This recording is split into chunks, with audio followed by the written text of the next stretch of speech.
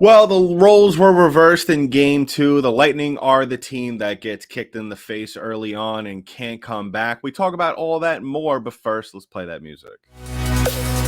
You're Locked On Lightning, your daily podcast on the Tampa Bay Lightning. Part of the Locked On Podcast Network, your team every day.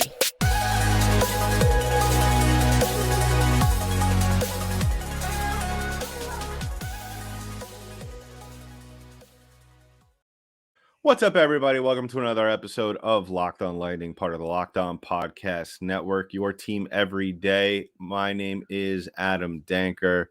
We are recording this with about 7 minutes left in the Lightning game tonight. They are currently losing 6-2. Corey Perry, just a few moments ago, scored a goal and then got into a fight and I believe he was given a game misconduct as well, so he is out for the rest of this one. And where do we really start with this game, to be honest? Because I feel like, as disappointing as the Lightning losing tonight's game, unless they put on an incredible performance in the last 6.5 minutes, we kind of all figured, especially with Cernak being out, Hedman being out, and we'll talk about that as the episode goes on. But let's be honest, we kind of figured that this was going to be the case tonight. You know, it's just that kind of series. We saw this last year, the back and forth, and for the most part, it was an extreme back and forth in every game of that series, except for really Game 7. The Lightning and the Maple Leafs basically traded shots throughout the course of that series of really who was not only won those games, but who dominated those games.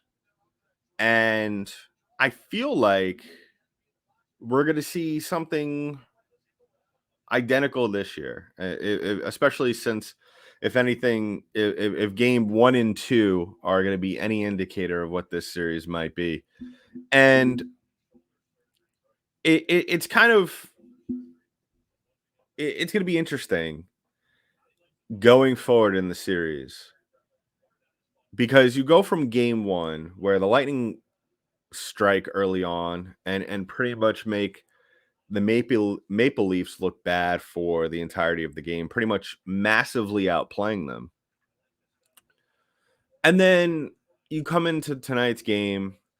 Yeah, Cernak and Hedman are out of the lineup. All right. You know, like I said, we'll talk about that later on, because, how big of a factor that might be is how long are we going to see this, be without Cernak and Hedman. We'll talk about that, the implications from that. And tonight's game, I firmly believed going in, even though I kind of felt like we were going to get something like this, a performance like this, or an outcome like this. I still felt like this was a very winnable game for the Lightning, but I think the key was for them, because their lack of, and as I'm talking, the Maple Leaf score again, making it 7-3. I believe they were on the power play too from the Perry penalty. They were on the 5-on-3 actually. And basically, I felt like the key to tonight's game, if the Lightning were going to be able to capitalize and take advantage early on and dictate, was that they were going to have to strike very early on. And that was actually Tavares' third goal of the night. So that's a hat trick for the Leaf captain. And that was the key to this game. The Lightning, we all kind of knew as the game wore on that the Leafs were going to do as much as they can to exploit the lack there of defensive reliability that the Lightning had coming into tonight's game with Cernak and Hedman gone. And I feel like we were going to have to see a repeat of last night's performance to overcome that. Now, it's one thing to play like that and have those two guys in your lineup. Because listen, for all the criticism that I have given Victor Hedman this year, he is still a presence out there, a presence in the playoffs that everyone needs to pay attention to, and everybody should take seriously. So then, going into tonight's game, the Lightning really need to strike early. They really need to put the Toronto Maple Leafs on their toes. And clearly that didn't happen. We kind of pretty much saw when we think about a Lightning loss and in a Lightning game in which they are thoroughly outplayed, you look at all the things that stereotypically happen. Tonight was a good example. Now, oftentimes they don't get blown out like this. I mean, the last couple of weeks we've been kind of seeing some lopsided results. But early on, 47 seconds in, Mitch Marner, power play goal. You know, that stems from Stamkos. I believe he took the penalty on that.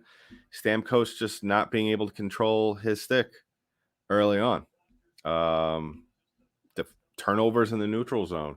I don't know why the Lightning, and this has never been something that's been okay, whether it be regular season or playoff. It's been something that rarely has really worked for the Lightning during the regular season. So I don't know why they're being so flirtatious with this way of playing hockey. But the cross-ice neutral zone passes, especially when you're a team that struggles very early on to control the puck and control the flow of the game, especially when the other team is flying at you 100 miles per hour. I don't know why we ever think that's a good idea.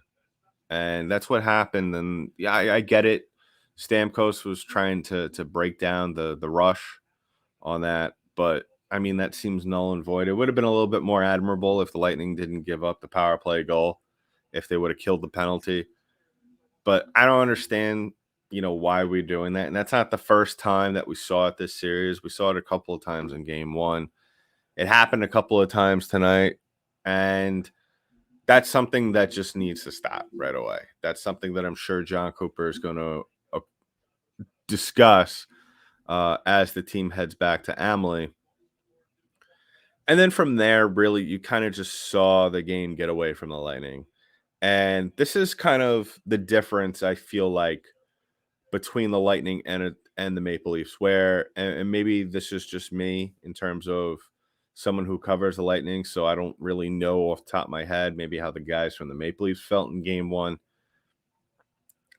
But I felt like game one, until we got into like the third period, and you start to see the Lightning really distance themselves, or really the end of the second period, you kind of felt like the game was never over, just because the Maple Leafs are a very good hockey team. They're a very disciplined hockey team.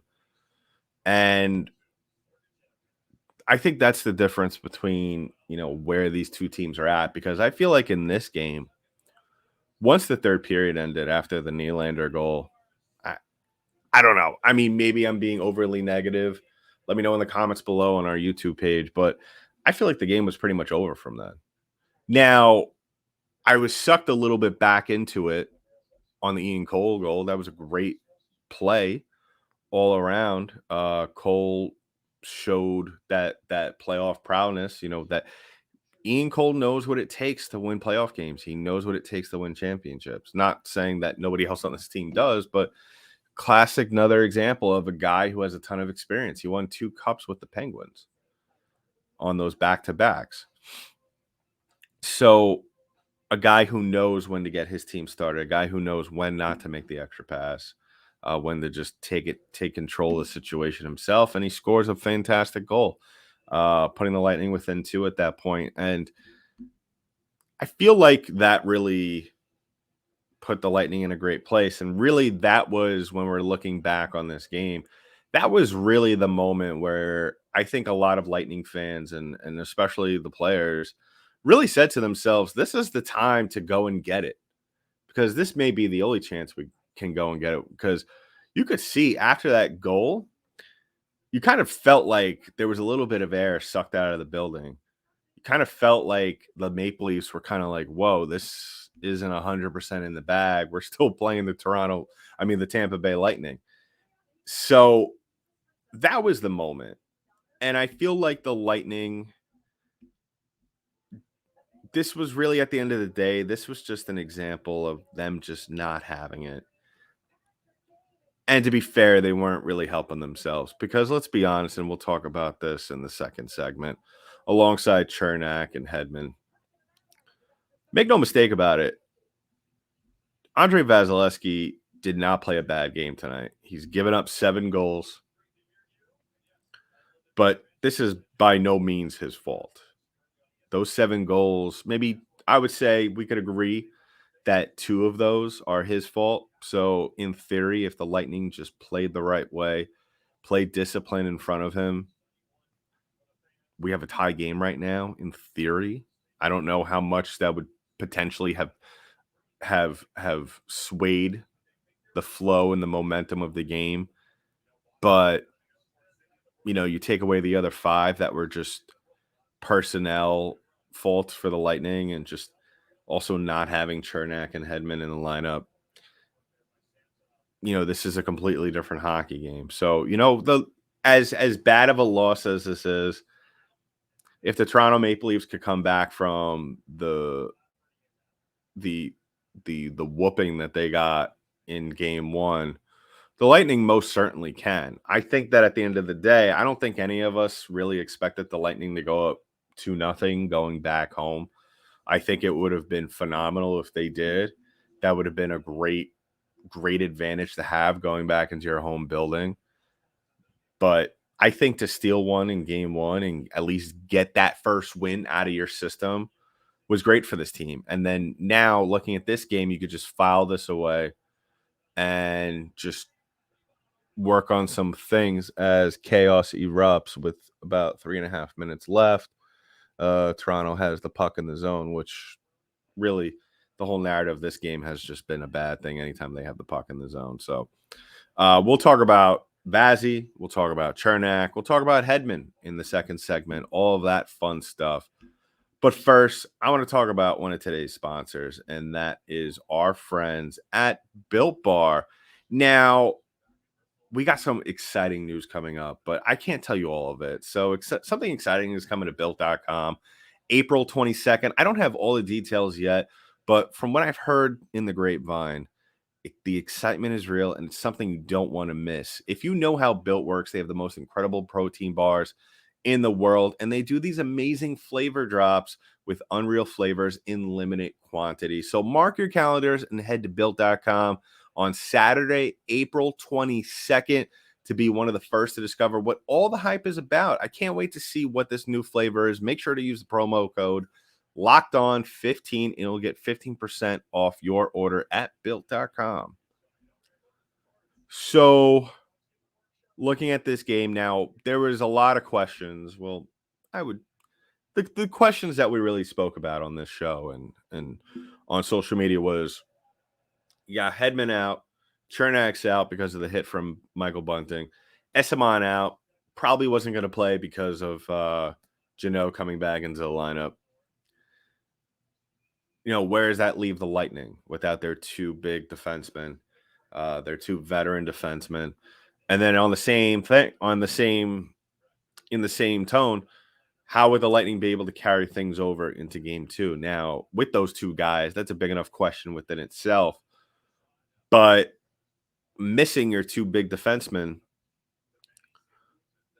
I think that they were really up against the wall in this one. That's not to say that they could have done more to possibly win this game or at least get close, make this a closer game. Because let's face it, and I tweeted it during the game, or maybe I didn't. I think I maybe started to type it out and I maybe decided not to. Basically, the story of this game is that Andrei Vasilevsky played very well early on. He played very well the other night too. He's been playing very well over the last couple of weeks. We're starting to see more and more of him improving. And when a guy at that caliber continues to improve upon his game, you have to be so excited as a Lightning fan to see that happening. Now, that's not to say that he's not going to make mistakes or revert to certain mistakes that he has commonly made throughout pretty much his entire tenure as an NHL goaltender. And what I'm referring to is the 2 goals tonight. I believe it was the Marner goal and the Nylander goal. Yeah, it was the Marner goal and the Nylander goal.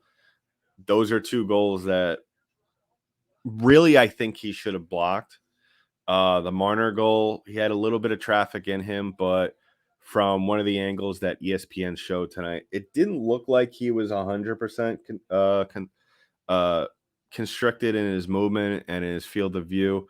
I think Sergachev was there down low or was in front, or maybe that was on. Anyway, what I'm trying to get at is that I'm sure, and I think we could all agree, is that 9 times out of 10, the Marner goal and the Nylander goal, Vasilevsky saves those.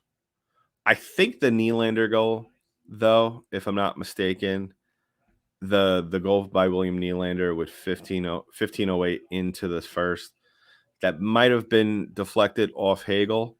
But no, I'm thinking of the Marner goal. That was the Marner goal. The Marner goal later on, his second of the game, that made it 6-1. The Nylander goal, that was just a goal that really I think Vasilevsky got down too early on, and it didn't really give him a chance to adjust. I think if he stays up on that, he could slide to his right and easily make the pad save on that. So listen, it is what it is. At the end of the day, the Lightning really should have played better in front of him. Having said that, when you're missing your 2 top defensemen on your team, it's tough. It really is, especially when you're throwing guys out like Hayden Fleury and Zach Bogosian. And that's no fault against Bogo. I think he's a very talented defenseman.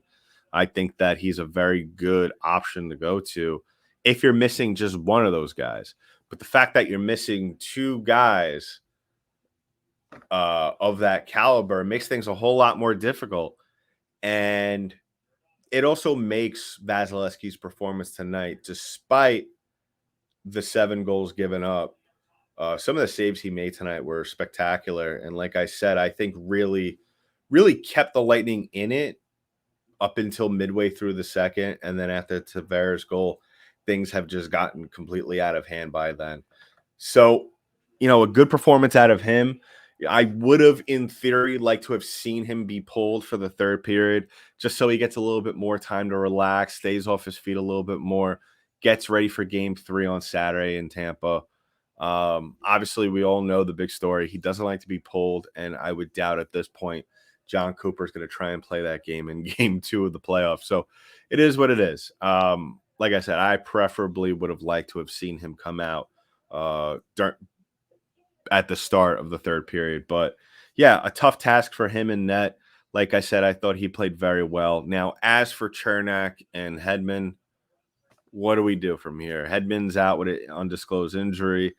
Cernak's out with the head injury, obviously from the bunting hit.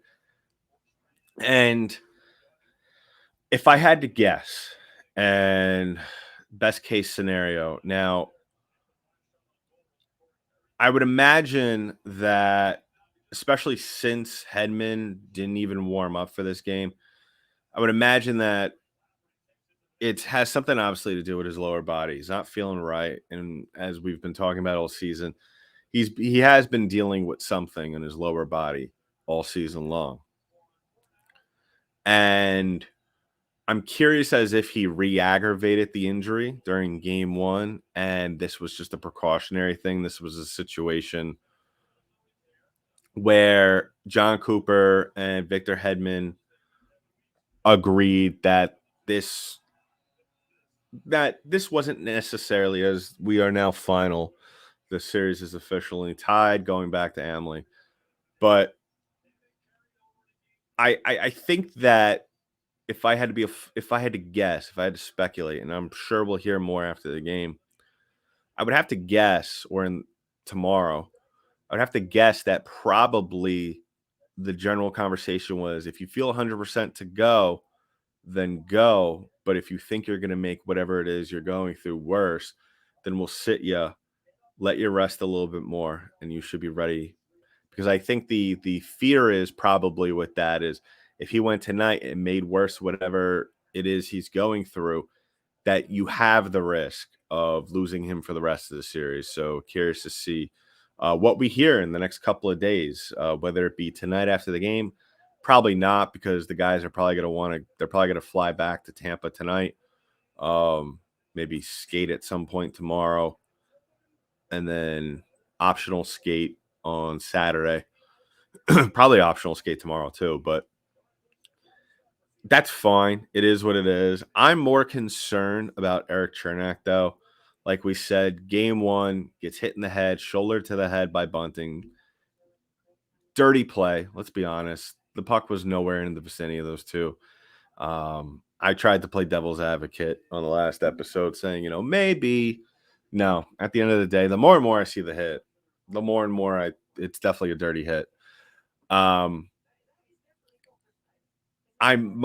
fear with Cernak is, especially whenever you get a player that gets hit in the head and then misses a game in the NHL, is the fear of a concussion.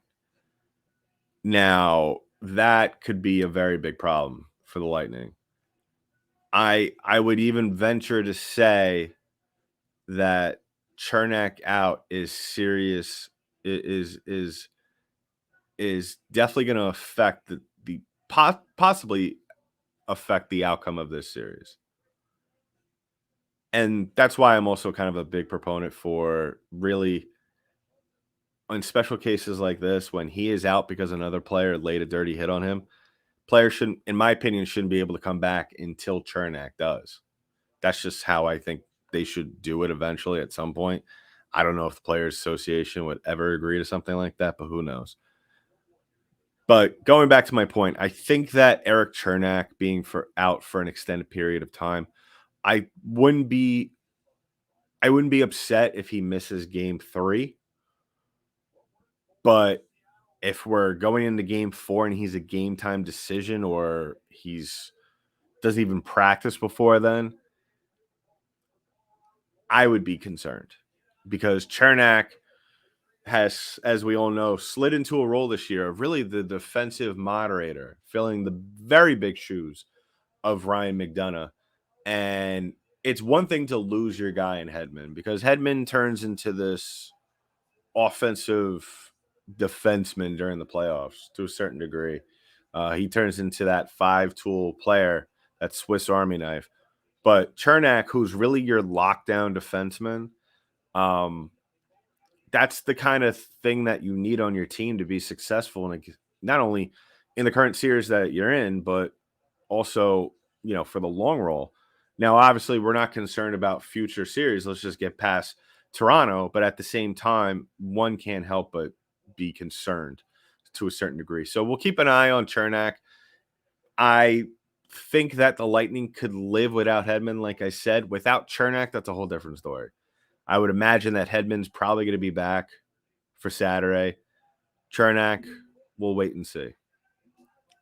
So in just a little bit, we'll wrap things up. But first, I want to talk about our other sponsor, and that is our friends at eBay Motors. Now, for a championship team, it's all about making sure every player is a perfect fit. It's the same when it comes to your vehicle. Every part needs to fit just right. So the next time you need parts and accessories, head to eBay Motors with eBay Guaranteed Fit. You can be sure every part you need fits right. It's the first time around. Just add your ride to My Garage and look for the green check to know where the part will fit, or your money back, because just like in sports, confidence is the name of the game when you shop on eBay Motors. And with over 122 million parts to choose from, you'll be back in the game in no time. After all, it's easy to bring home with a win when the right parts are guaranteed. Get the right parts, the right fit, and the right prices on ebaymotors.com. Let's ride. Eligible items only. Exclusions apply. So wrapping things up on the show today, disappointing outcome tonight. Surprising? Not really. I think a lot of lot of Lightning fans who are logical, who watched the game, well, the series last year, we kind of already know. We kind of already knew going after, especially how these teams played each other during the regular season, and just how the Lightning play in the playoffs. We kind of already know where this is headed. 6, 7. Pick your poison in terms of how long this series is going to be. And really, at the end of the day, though, like I said, whether the Lightning could pull out this series really depends on not the health of Victor Hedman, but the health of Erik Cernak. And I think to a certain degree, the health of Mikey Eyssimont as well, because Eyssimont, and a lot of people kind of, it's crazy looking back on it, the lack thereof conversation around him, where if you look at what he's done with this team, he has his moments where he's like, he kind of just reminds me, like, if he's more consistent with this and he performs and he's productive, he has that skill set to be like a Barclay Goodrow. And even if it's little short spurts with what he's given us and what he's shown us, that is enough to go out there and disrupt the flow of the game, to go out there and really just mess things up for Toronto like we saw in game 1. So really what we're looking at is for the Lightning really to be successful long-term in this series, and especially on Saturday, because definitely the first game in your building, you definitely want to win that 100%. I would really prefer and hope that when we're discussing the lines on Saturday at Amalie Arena or Saturday morning, I would hope that we are talking about how Eysimont's back, Chernak's going to play. Hedman, my thing, again, lower body injury, something that clearly, now it says undisclosed, but if I had to bet money, it's a lower body injury. I would have to imagine that this isn't something that's going to go away anytime soon. And if it's really inhibiting his ability to perform and the fact that it kept him out of game 2, I would imagine that this is going to be a thing for the rest of the playoffs. So my thing is really at the end of the day, when it comes to Victor Hedman, sorry if you're watching me on YouTube, my allergies are killing me today. My eye is so itchy. At the end of the day, what kind of urgency does John Cooper have? Is this going to be some sort of situation where he's going to try and talk to Hedman and try and get him his back as soon as possible? Or is this going to be a situation where if the Lightning go down 2-1, then he's got to say that if he thinks that the Lightning could win without him on Saturday and they go down 2-1, he goes up to him for game 4 and says, you have to play. We need you. It could be that. I would have to imagine if he's sitting him for game 2 and it's that bad, I would have to assume. Now, a lot could change in 24 hours. We could hear. I would have to imagine that the chances of him playing in game 3 would be probably slightly under 50%. So leaning towards no. And we're probably going to see Hayden Fleury, who didn't play bad tonight. I just think at the end of the day, the major issue for the Lightning, like I said, Lightning not very good tonight in terms of front net presence, just allowing the Toronto Maple Leafs to do whatever they wanted in the low slot. And really, they need to clean that up. And I spoke about it during the preview with the Maple Leafs guys, that the Lightning last couple of years have been very susceptible to high danger chances And really, that's been their Achilles heel when you look at all their Stanley Cup final runs. Is that's the one thing that sticks out that they have not been able to get a hold on consistently. So really, that's going to be something that I would hope in Game 3, especially at home, that you're going to kind of clean up on. Don't allow those danger chances in front of Vasilevsky. Give the guy a chance to get settled in the first period. Play lockdown defense. The energy that we saw in the second period after the first goal from Cole, though those first couple of possessions afterwards, I want to see that for the first couple of possessions of the first period. I want to see a very, very, very aggressive forecheck. They got to bring the heat. They got to defend home turf. And I firmly believe early on you do that. Not only will you shut down the Leafs, you'll force them into chances. You'll force them into bad passes. You'll force them into turnovers, and you'll be able to go with odd numbers down the other side of the ice for high danger scoring chances. So let us know in the comments below, if you're watching us on YouTube, what you think about this game. Should we just throw this away, or does this mean something in the long run? Let me know in the comments below. And as always, you can follow us on our social media pages at LO_lightning on Twitter and LockedOn_lightning on Instagram. And we are also available in audio form, and we are free wherever podcasts are distributed. So go ahead and do that. So we'll be back tomorrow to talk about Game 3 at Amalie. But in the meantime, that's been it for this episode of Locked On Lightning, part of the Locked On Podcast Network. I'm your host, Adam Danker. I'll talk to you in the next one.